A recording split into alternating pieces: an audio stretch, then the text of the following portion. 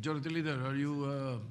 Is it interpellation, Your Honor? I'd like to ask the gentleman from Pampanga, Tarlac, is he standing up to wish to interpolate the Senator Marcoleta, what is the gentleman pleasure? from Cavite? You're recognized. What is the Thank you, pleasure? Mr. You're President. seeking the floor. Unang-una, ako po yung nagtataka, Ginoong Pangulo, pagka po pala si Senator Ping Lacson ang magdi-deliver ng privilege speech, wala pa po tayong nate-take up na kahit ano. Siya pala'y masyadong special dito sa chamber natin. Kasi po, pagka kami, lalong-lalo na ako, minsan patatapusin na lahat muna. Aabot po ng halos alas 7 hanggang alas 8 ng gabi. Kaya kung minsan po, pag ako nagdi-deliver ng speech, wala na si Senator Lacson. Ganun po pala siya ka-importante. Majority Leader, I think you should answer that particular Yes, Mr. President, statement. yung privilege speeches, alam mo, dalawang linggo na lang po naiiwan with due respect to Senator Marcoleta. Talagang tinutulak natin yung legislation. Una, yung privilege speeches, we put always, and it's been a practice in the past, in the tail end of the discussions, because the privilege speeches can take up a lot of time. Yung nangyari po kasi kahapon, sa speech ni Senator Marcoleta, with due respect to the two sides, binanggit po niya yung pangalan ni Senator Lacson. So it is obvious that Senator Lacson would like to respond.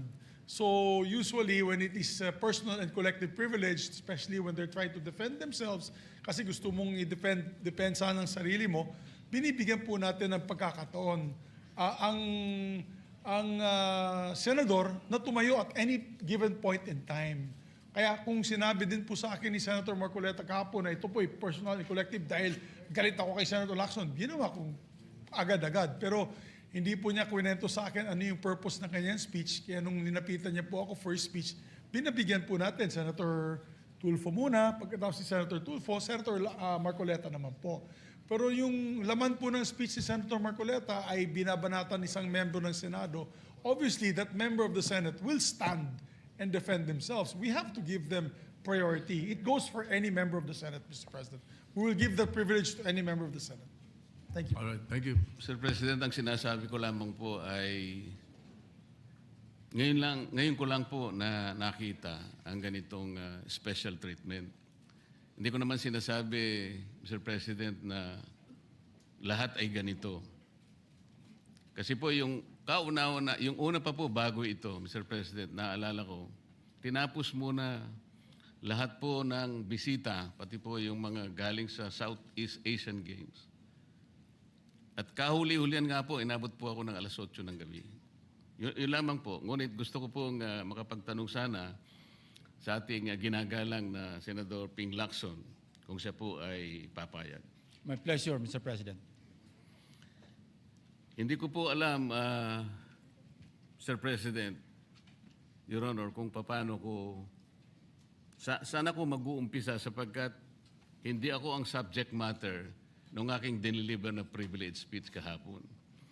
Kaya kung sagutin at iisa-isahin sa inyo, ngunit ang nangyari, parang ad hominem ang nangyari. Sa akin po, natutukoy lahat ang inyong privilege speech ngayon, samantalang ang inaasahan ko ay sasagutin nyo yung privilege speech kahapon. Kasi kung ganun pong mangyayari, Mr. President, malilihis na naman po tayo sa inaasahan ng ating mga mamamayan. Dito lilitaw ngayon ang nauna pong mga patakarang nakita ko sapagkat kailanman hindi natin makakalimutan at huwag nating kalimutan na talaga pong nilimas po ang kabangbayan. Yun na po yung gusto nating pag-usapan dito. Kung sasagutin ko po ng isa-isa ang ibinibintang po ninyo sa akin, maliliis na naman po ang pinag-uusapan na kailangan na po ng taong bayan na malaman na po ang katotohanan. Sino po ang may pakana? Sino po ang mga mastermind sa nangyaring nakawan sa ating kabangbayan? Ito po ay hindi pangkaraniwang pagnanakawan, Ginoong Pangulo. Yun po ba ang gusto niyong mangyari, Ginoong Ping Lacson? Negative po. Sigurado hindi po yon. Bakit kayo po po- naglilihis, sino pa po nagsimula nito? Nung Bakit una pong po- privilege speech ninyo, hindi ko na sinagot kasi ayoko magkagulo. Pero enough is enough. Kahapon, nanonood ako sa aking opisina, gusto kong bumaba, kaya lang malalim na ang gabi at ayoko maabala yung trabaho sa Senado. Kaya nagsabi ako sa ating Senate President at ito'y na-manifest niya kahapon, narinig ko, na I was told na sasagot ako ngayong araw na ito. Wala pong gustong maglihis sa usaping flood control. Ako nga po, very passionate po ako dyan, mulat sa pool. Wala po kayo rito. Ako po'y talagang lumalaban sa korupsyon. Pagdating sa national budget, pagdating sa lahat ng usapin, hindi nyo po matatawaran ang aking hangarin, maituwid ang lahat ng katiwalian dito sa ating bansa dahil hindi po tayo muusad. Pero enough is enough. Patuloy po kayo sa pag-atake sa akin. Balikan nyo po, res ipsa loquitur. Andyan po lahat eh. Wala po ko inimbento. Salita nyo po lahat yan eh. Sabi nyo, iniinsulto ko kayo. Sagutin nyo po. Totoo po ba o hindi yung ating napanood sa mga video? Totoo po ba o hindi yung aking mga binanggit? Tapos na po kayo. Tapos na po. Kasi po ganito May I eh. suggest that the two gentlemen address the chair instead of addressing each other? Sorry, Mr. President. Pagpaumanhin po ninyo, Ginoong Pangulo, ngunit nakakalimutan po ng ating Senator Ping Lacson na siya po ang nagumpisa sa ngayon lang. Eh. Ako raw po ay defensor ni Vizcaya. Palagi niyang ipinipilit yon. Hindi niya makalimutan ang sinabi ko na nung ako po ay nasa Blue Ribbon Committee, tungkulin ko po kasi na ipaglaban ang sino man, witness man siya, resource person, siya po ang kauna-unahan na nag-apply ng Witness Protection Program. Sa aking palagay po, nung panahon na yon, ay kakailanganin namin siya sapagkat mga pangalang malalaki ang dapat na makuha natin. Hindi naman siya, ang ibig ko sabihin, si Vizcaya po ang mismong nagbigay po ng kanyang kagustuhan. Nung una po, Mr. President, ayaw ko nga maniwala sa kanya. Kaya sinabi ko sa kanya, gumawa ka ng sulat, kahit sulat kamay, para sa ganun, walang masabi ang iba na parang ako pang nag-initiate sa'yo dahil hindi kita kakilala. Kailangan malaman muna natin kung ano ang laman ng iyong testimony. At kailangan ma-determine natin kung talagang meron kang may kukontribute na mga pangalan. Kasi importante na lumitaw ang mga pangalan ng mga taong talagang utak ng pagnanakaw na ito. Yun po ang pinag-umpisahan nun eh. Dahil mabigat ang kanyang gagawin, Mr. President, nakita ko sa kanyang kagustuhan na siya sumailalim sa Witness Protection Program. Kinilala ko naman yun, Mr. President. Malalagay nga sa alanganin ng buhay niya. Yun po naman ay nakalagay sa batas eh. Bakit ngayon akusahan ako na ako pa ang nagdidepensa sa kanya? Nandun naman po sa batas eh. Kaya nga po nang ipilit po ng ating DOJ Secretary na pinipilit niya magkaroon ng restitution, sinabi ko huwag mong gagawin yan. Wala naman sa batas yan eh. Ipipilit ninyo sa pamagitan ng memorandum ninyo na kahit wala sa batas para siya maging katanggap-tanggap na witness protection program witness, ay gagawin niyong mag-restitute siya. Wala po sa batas yun, Mr. President. Yun po yung nilalaban ko. Kung napagkamalan niya na dinidepensahan ko, hindi po pwede yung ganon, Mr. President. So ngayon, hanggang ngayon, pati ba naman ng asawa ko na independent director, kakalantariin pa rito. Saan ba natin pag-uumpisa ng pag-uusap na ito? Pagkatapos, ipipilit na naman ninyo yung Kalayaan Island Group. Ano po ba patakaran dito, Mr. President? Ginoong Lacson? Kailangan bang samot-samot ang gagawin mo para sa isang privilege speech? Kayo po'y matagal na sa Senado. Alam ko po, kabisado nyo yung patakaran dito. Ang isang privilege speech na katutok lang sa isang subject matter. Pero ang gagawin po ninyong samot-samot ito, at pagkatapos ay mag-uumpisa kayo na parabang ang nilalaman ng privilege speech ninyo puro ad hominem. wala po tayong matatapos dito. Ang hangarin po natin dito ay yung subject matter na pinipilit natin sapagkat ito po ang inihintay ng taong bayan. Kung sasagutin ko po ng isa-isa at ang iba po'y sinagot ko na, ay lalayo po tayo. Ang akin pong tinatanong sa aking privilege speech kahapon ay bakit parang hindi ninyo pinagbigyan ang ibang mga tao na napakarami nilang dapat sabihin para sa ganun malaman natin ang katotohanan. Kayo po ang nagsabi, Senator Lacson, Mr. President, napupuntahan natin lahat ng lugar na kung saan ang ebidensya. Hindi po ba kayo po'y nagpahayag noon dito sa plenaryo, Mr. President, Senator Lacson, na sinabi nyo na ang presidente ay name drop ni Yusek Bersamin. Hindi ko man lang po nakita yung kanyang katauhan na ipinatawag nyo dito. Samantalang napakalaki ng dapat niyang ipaliwanag sapagkat kayo po ang nagsabi sa pamamagitan ng pagtitiwala ninyo sa ibinigay na testimony ni Yusek Bernardo na niname drop niya ang presidente. 100 billion pesos po pinag-uusapan dito na kung saan ang porsyentong tinanggap nila sang-ayon din sa inyong pagpapahayag ay 8 billion pesos. Nagtataka po kami, ang taong bayan, hindi nyo man lang pinatawag si Yusek Bersamin. Nagtataka din po ako. Alam po ninyo ito. Nakiusap, nagpresenta si ex-Governor Chavit Singson. At iminungkahi ko po sa inyo at ang sabi nyo, sige po, sa susunod na pagdinig natin, ay iimbitahan natin siya. Sapagkat marami raw siyang gustong ibahagi sa ating pagdinig tungkol sa mga project sa Ilocos. Ngunit hindi po nyo tinawag. Yun po yung pinagtataka. Ito po yung gusto ko sanang sagutin ninyo. Sa akin po, wala nang kwenta kahit na ako'y patutsadahan ninyo na ganito ako, ganito kami, ganyan. Hindi na po mahalaga sa akin yun eh. Ang mahalaga po, Mr. President, ang taong bayan ngayon na naghihintay ng kasagutan sa maraming katanungan nila kung magagawa pa natin na buklatin lahat ang dapat buklatin. Kilalanin kung sino dapat kilalanin. Ang gusto ko pa po sana, Mr. President, sana sagutin po ninyo, Senator Lacson. May I respond, Mr. President? May I respond, Mr. President? Yes, please, go ahead. Mr. President, Your Honor, have you read the partial committee report? Ganito po ang nangyari, Mr. No, have President. you read the partial committee report? That is my question, Mr. President. Binasa ko po, ngunit hindi ko po magawan ng paraan kung paano ko po itatrato. Kasi kahit na po ganun ang nangyari, tiningnan ko po eh. Kaya lang, sabi ko sa mga staff ko, nung mag-meeting kami, bakit ka ako wala man lang pirma ito?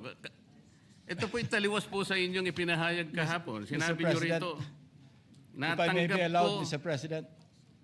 Patapusin niyo muna ako para may paliwanag ko kung bakit hindi man lang ako sumagot sa inyo dito sa ibinigay niyong material na ito. Kasi sinabi po ninyo, for one, I have it on record that his office already received a copy of the BRC Partial Committee Report as early as February 11, both hard and soft copies, but he has not signed it, even with I dissent remark. It follows that as chairman, I was first to sign before routing the same contrary to his claim that I did not. Kahapon lang po namin nakita ito, Mr. President. Pero hawak ko po dito yung ipinrint naming kopya na nakuha lang namin sa isang link sa PDF document. Kami lang po nagprint nun. Wala pong pirma. Mr. President, we assume that it came from the office of Senator Lacson or probably from the Blue Ribbon Committee. I would not assume otherwise. So sabi ko, kung walang pirma ito, wala man lang covering letter, ano bang gagawin namin dito? Gagawin ba nating banderitas ito? Ganun po ba yung pagbibigay ng isang importanteng dokumento? Kung inaakala po yung importante ito, bakit wala naman pong pirma man lang? Sa akin So palagay, hindi po ganon ang pagtrato sa amin bilang miyembro ng Blue Ribbon Committee. Dapat man lang sana, kahit na initial nyo lang po at meron siguro kayong instruction doon, anong gagawin namin dito? Now, before Senator Lacson responds, will you answer the question? Did you read it or not? That was the question. Yes, Mr. President. You read it? Okay, Senator Lacson, go ahead. Yes, Mr. President. I mentioned it in my privilege speech. Binigyan po natin ng tikitikis ang kopya na may watermark ng kanilang opisina. Una, nagkaroon po tayo ng isang masamang experience na nag-leak yung nauna ng ni-route na committee report. So naisip namin, para matunto natin kung saan opisina manggagaling ang leak, bigyan natin ng tikitikis ang kopya. Hindi po talaga pipirmahan yun kasi advance copy po yun eh.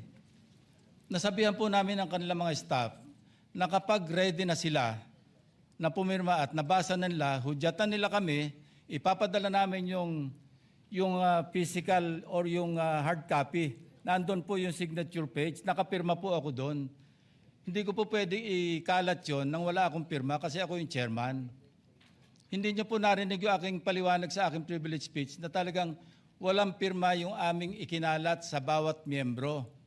Dahil yon para lang mapabilis, kasi 400 pages po, alam ko magtatagal mabasa. So para simultaneously, isipin niyo po, Mr. President, kung isang kopya lamang yon na aking igagala sa 17 o 20 miyembro ng Blue Ribbon Committee, isang taon po, baka hindi pa tapos mabasa.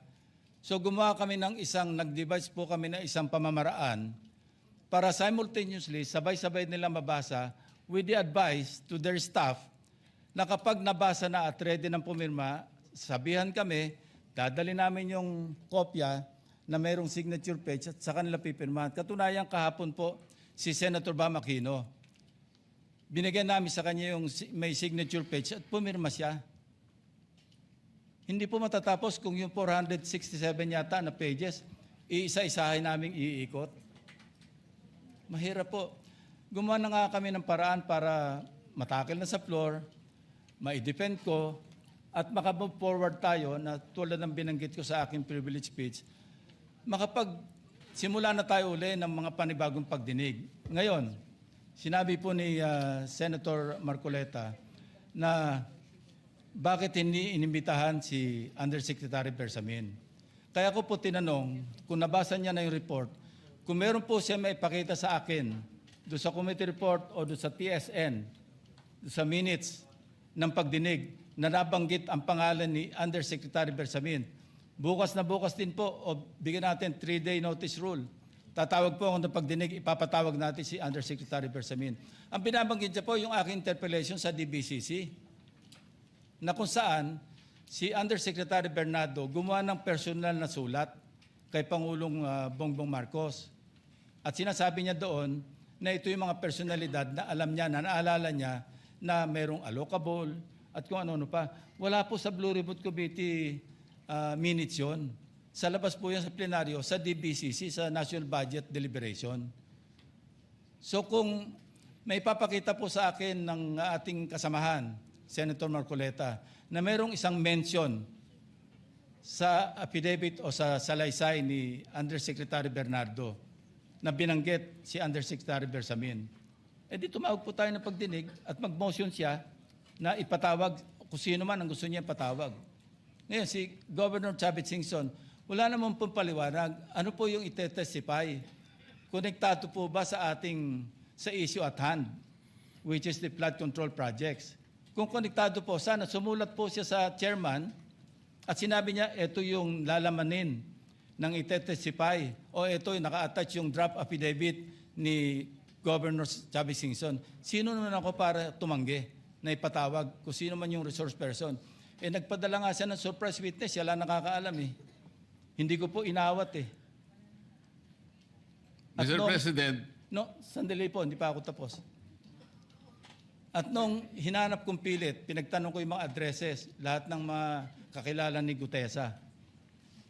At inalam po namin sa pamamagitan ng CCTV footage, baka naman merong sumalubong o merong kasama na pwede natin matunton kung nasaan si Gutesa. Ganun po kasi ang aking pagnanais na talagang get to the bottom of this issue. Pero bigla po nawala eh. Ano po magagawa ko? Mr. President, wala nga pong nakasulat doon sa transcript tungkol nga po doon sa binanggit niya sa plenary na pangalang Adrian Bersamin. Paano nga pong mababanggit doon, Mr. President? Hindi nga niya pinatawag eh. Samantalang dapat niyang ipatawag, siya mismo ang nag-highlight. Isip-isipin po ninyo, nagawa po ni Senator Lacson na isama sa plenary debates ng ating 2026 budget. Ganun ka-importante ang bahagi na yon, Mr. President. Hindi ba dapat ipinahayag mo yun eh. Malaking bagay yun. Ibinulgar mo pa nga eh. There are 2 public officials I will reveal this morning. Ganun lang. Ba't hindi mo pinatawag? Kung pinatawag mo yun, malinaw na malinaw, nalagay sana sa transcript. Ganun lang naman ang ibig sabihin eh. Sa mga tweet, iniwasan po, Mr. President, para hindi malagay sa transcript. Pagkatapos ikakatwiran po ninyo, kung nasa transcript, di sana pinatawag ko. Baligtad po ang ginawa ninyo, Mr. President. Katulad din po sa 30 Nara Street sa South Forbes. Ilan po yung binanggit ng mga tao doon? Hindi ko po sinasabing totoo yun. Pero for purposes of the inquiry and investigation, kung talagang ganon, kalawak ang inyong pananaw. Dahil pati nga po yung pagpunta ni Gutesa, pati CCTV po pinakita ninyo. And dami po sana ang pagkakataon na nakita sana lahat ng mga binanggit ni Saldico na mga ginamit na sasakyan. Makikita doon sa pagitan ng alas 9 hanggang alas 10 ng umaga. Tawagin natin yung kung sino man yung security agency doon. Pero hindi po ninyo ginawa eh. Pero sasabihin po natin, you wanted to emphasize one point. Kung nasaan ang ebidensya, ay talagang pupuntahan natin. Kayo po ang inconsistent eh. Pagkatapos ako ang sasabihin ninyong inconsistent. Ang dami po eh. Nakiusap ako na, sabi nga natin, ang dami pong tumuturo sa pangalan ni Martin Romualdez. Inimbita po ninyo, hindi dumating, nakiusap ako, naimbitahan uli, ang sabi po ninyo sa magitan ng inyong interview, kung pupunta siya rito, welcome. Kung hindi siya pupunta, wala tayong magagawa because of interparliamentary courtesy. Mr. President, hindi po karaniwang pagnanakaw ang nangyari sa kasaysayan ng ating bansa. Hindi po ba ninyo naiisip, mismong kabang bayan ang tumagilid, pagkatapos magtatago kayo sa prinsipyo o doktrina ng interparliamentary courtesy? Kung ako po ang chairman ng Blue Ribbon Committee, Mr. Chair, Mr. President, hindi ko po igagalang interparliamentary immunity sapagkat ang pinag-uusapan dito ay interes ng mamamayan. Huwag po tayong magtago kung saan-saan. Sinabi po ninyo, Mr. President, Senator Lacson, yung Apostille Convention. Hindi ba pinahayag po ninyo sa isang pag-i-interview ninyo na kung si Saldico lamang ay makakuha ng isang subscribe statement, kahit sa Zoom lang, ipatatawag namin siya. Bakit hindi po ganun ang ginawa ninyo? Pwede naman siyang mag-Zoom pagkatapos na magkaroon ng apostilled sworn statement. Bakit hindi po ninyo ginawa? Meron naman pong Zoom eh. Natatakot yung tao. Nanganganib ang kanyang buhay. At palagay ko naman, nanganganib nga talaga. Iintay pa po ninyo na humarap sa inyo? Pwede naman ang Zoom eh. Kung talagang gusto nyong tuntunin ang lahat ng mga ebidensya na dapat nating puntahan. Ito po yung pinupunto ng aking privilege speech kahapon eh. Hindi ko nga po alam na kapag ako po ang magdi-deliver ng privilege speech, Mr. President, palagi po kayong nawawala. Kasi nga, nasa bandang huli na po ako eh. Pero kung talagang gusto nyo lamang, alam nyo naman, nasa agenda po natin kung sino po ang tatayo para mag-deliver ng privilege speech eh. Ayoko pong isipin na sinasadya ninyo. Ngunit narinig naman po ninyo eh. Mr. President, pagkatapos isasama yung Kalayaan Island Group, ano po ba talagang pinag-uusapan natin dito? Yung kapakanan ng bayan, pinipilit po nyong pinagtatanggol ko ang China. Sa March 12 po, Mr. President, Senator Lacson, sana po may panahon kayo. sapagkat ipinatawag ko sa magitan ng isang resolution, at ito po ay alam na ni Senator Erwin. Pinatawag ko po ang NAMRIA, pinatawag ko po ang Philippine Coast Guard, Philippine Navy, ang DFA, pinatawag ko rin po si Justice Carpio at saka yung professor sa UP. At kung sino man po ang interesado, that once and for all, malaman po natin dito kung sino ang sinungaling, kung sino ang makatsina, kung sino ang naggagaling-galingan at nagpapanggap na expert in international law. Sana po, Senator Lacson, nandun po kayo. Mr. President, may we hear from the chairman of the Foreign Relations Committee because his name was mentioned. May I just confirm if indeed he will call for a hearing and invite those people mentioned, Mr. President, with due respect? Well, as requested, if you would like to respond, Senator Erwin Tulfo. Thank you, Mr. Chair. This morning, I have received a letter from the Department of Foreign Affairs citing that they cannot attend, including NAMRIA, Mr. Chair, and we have already written to the various chiefs of staff of the members of the Committee on Foreign Affairs. They cited, including NAMRIA, that they cannot attend because of the fact that it is a matter of national security, Mr. President. And I also have a copy that will be sent to your office, Mr. President. The reason given by NAMRIA, the Armed Forces of the Philippines, and the Department of Foreign Affairs, Mr. President. In other words, Mr. President, the gentleman from Pampanga and Tarlac is confirming something that is not confirmed. Mr. President, that is too much of a statement. Kausap ko pa lamang ang chairman at kaming dalawa po nagkakausap at niremind pa nga ako yung mga nakarang araw na March 12, okay ka na. So, ang sabi ko sa kanya, ito po ang dapat nating maimbitahan. Bakit naman po nagkaroon ng issue sa national security ang pagdinig tungkol sa usapin sa West Philippine Sea? Mr. President? Ito na naman po ba ay patakaran para ilihis na naman? Hindi po pag-uusapan dito kung ano-ano mang klaseng teritoryo ang pag-uusapan dito. Ang pag-uusapan lang natin ay yung masigalot na pinalalaki nila at hindi nila maintindihan na walang kamatay ang West Philippine Sea. Nakalagay po kasi sa Administrative Order number 29, dated 2012, Mr. President. 14 na taon nang nakararaan, minanduhan mismo ang NAMRIA at ang DFA na mag-submit ng mapa at mga charts sa opisina ng United Nations General, as UN Secretary General, at inotify ang lahat ng international organizations katulad ng IHO. Ano po bang ibig sabihin nun, Mr. President? Alam po ba ito ni Senator Lacson, yung Administrative Order number 29?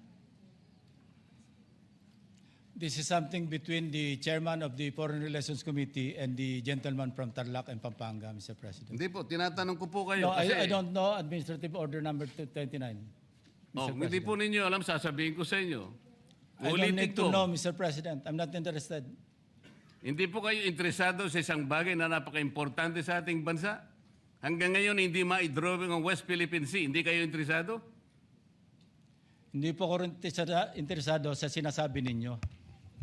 Maring hindi po kayo sinasabi interesado sa sinasabi ko. No, Ngunit ang sasabihin ko, interesado ang buong Pilipinas. Sapagkat ito, dito nakasalalay po kung sino nagsasabi ng totoo. So ayaw po ninyong malaman ang totoo, Ginoong Lacson? Kasi po, Mr. President, ang ipapalabas na naman niya, yung China, may karapatan dyan sa lugar na yan. Kaya ayoko na po marinig kasi ilang beses na po natin narinig yan, medyo masakit na sa tenga eh. Alam po Kaya ninyo, sinasabi ko po, ayoko na alam po ninyo, marinig Mr. kung President, nanggagaling sa kanya, Mr. President. si Senator Lacson po ay, ang pagkakaalam ko, isang magaling na investigador. Eh ngayon po pala yung manghuhula na. Paano po niya nahulaan? Ang sasabihin ko ay, The debate is going into Yeah. motives and all of that. So, motu proprio, the presiding officer declares a session suspended.